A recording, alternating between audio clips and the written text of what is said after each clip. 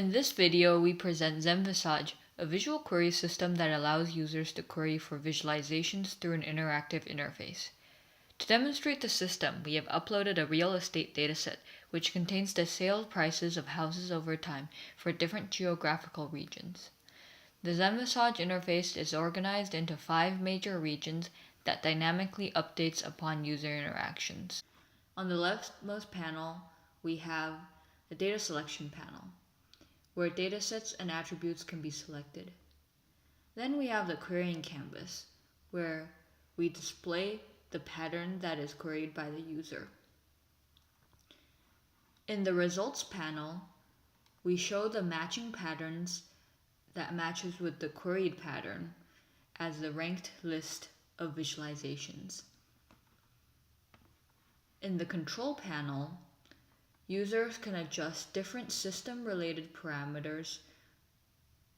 And finally, in the recommendation panel, users can view typical and outlying trends in the dataset.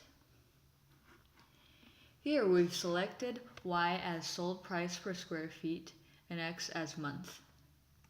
To visualize our data, user can specify a query that they might be interested in. For example, we might be interested in a pattern that in cities that have housing prices that rises and then decreases over time. And so we have sketched this pattern on the querying canvas. Zenvisage then performs shape matching between the queried pattern and other possible visualizations, and returns a ranked list of visualizations that are most similar to the queried pattern. Users might also be interested in what are the typical patterns in this dataset and what are the outliers. So here we can see that there are 949 patterns that looks like the city Hearst, with a gradually rising pattern throughout the year, and then the prices drop in the later half of the year. On the other hand, we also see that there's outliers, and so it's fairly uncommon that housing prices are very high in January and drop in subsequent months, like we see in this outlier city, Candler. So we might be interested in seeing other cities that are similar to Hearst in this largest cluster. So we can drag and drop this visualization onto the querying canvas to submit this as a query. And we do see that there are a lot of patterns that looks very similar to the city Hearst.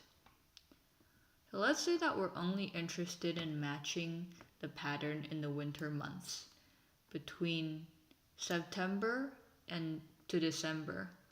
We see that the matches are now only performed in this range, with the rest of the months grayed out.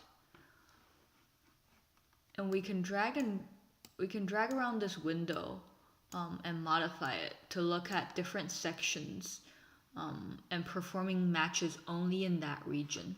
Now let's zoom back out to the original view, and we can see that at any point during the analysis, analysts can adjust various system level settings through this control panel.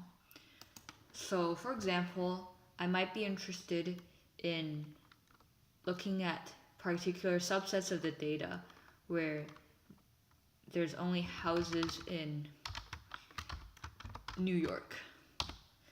So I entered this as a filter constraint, and we could see that all the cities that are now displayed here are the cities in New York. Now let's remove that filter.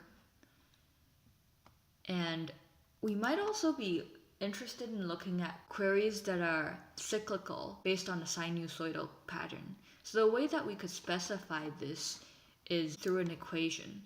Y equals to sine 0.5x.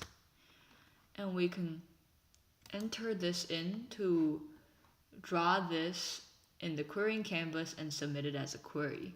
So we do see that there are some patterns with the seasonal cyclical pattern. So finally, let's say that we're interested in comparing between the aggregate pattern for the earlier part of the year versus later part of the year. So we can do this by creating what we call a dynamic class. And so I'm going to do that here by selecting sold price and then creating these classes. What this essentially does is it separates the data into two data classes. One in which the classes, the houses are below $500,000, and another class of values where the houses are above $500,000. So in order to make this more clear, maybe I want to relabel this as cheap and expensive houses. You could see here the counts, the number of data points that satisfies these two constraints. So we load these dynamic classes in and we could see the aggregate patterns.